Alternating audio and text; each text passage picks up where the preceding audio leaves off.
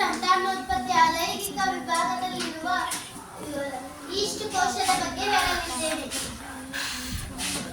ಪ್ರಯೋಗ: ನಾವು ಬೇಕರಿ ಅಥವಾ ಔಷಧಿ ಅಂಗಡಿಗಳಲ್ಲಿ ಈಸ್ಟ್ ಬಿಲ್ಲೆ ಅಥವಾ ಈಸ್ಟ್ ಪುಡಿಯನ್ನು ತೆಗೆದುಕೊಂಡು ಅದನ್ನು ಒಂದು ಸಣ್ಣ ಪಾತ್ರೆಯಲ್ಲಿ ನೀರು ಹಾಕಿ ಅದರಲ್ಲಿ ಚಿಮುಕಿಸಿ ನಂತರ ಒಂದು ಸ್ಪೂನ್ ಸಕ್ಕರೆಯನ್ನು ಹಾಕಿ ಚೆನ್ನಾಗಿ ಕಲಕಿ ಒಂದು ರೂಮ್ನಲ್ಲಿ, ಅಂದರೆ ಬೆಚ್ಚಗಿನ ಭಾಗದಲ್ಲಿ ಅದನ್ನು ಇಡಬೇಕು.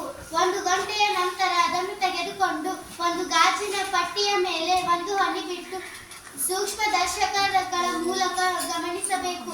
ನಾವು ಅದರಲ್ಲಿ ಮೊಗ್ಗುವಿಕೆ ಮೂಲಕ ಈಸ್ಟ್ ಸಂತಾನೋತ್ಪತ್ತಿಯನ್ನು ನೋಡಬಹುದು. ಮೊಗ್ಗುವಿಕೆ ಈಸ್ಟ್ ಸಂತಾನೋತ್ಪತ್ತಿ ಎಂದರೇನು ಎಂದು ನಾನು ಹೇಳುತ್ತೇನೆ.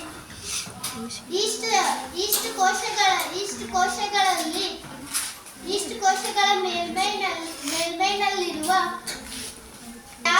ಗೋಣೆಯಾಕಾರದ ಭಾಗಗಳನ್ನು ನಾವು ಮೊಗ್ಗು ಎನ್ನುತ್ತೇವೆ. ಇದು ಈಸ್ಟ್ ಕೋಶ. ಇದು ನಿಧಾನವಾಗಿ ಬೆಳೆದು ತಾಯಿ ಕೋಶದಿಂದ ನಿಧಾನವಾಗಿ ಬೇರೆಯಾಗುತ್ತದೆ. ಇದು ನಂತರ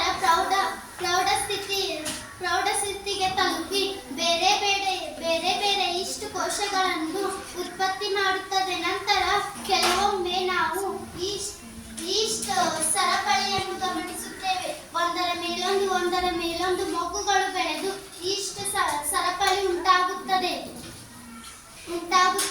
ಇವು ಕೆಲವು ದಿನಗಳ ಅಥವಾ ಕೆಲವು ಸಮಯಗಳಲ್ಲಿ ಹೆಚ್ಚು ಈಸ್ಟ್ ಅನ್ನು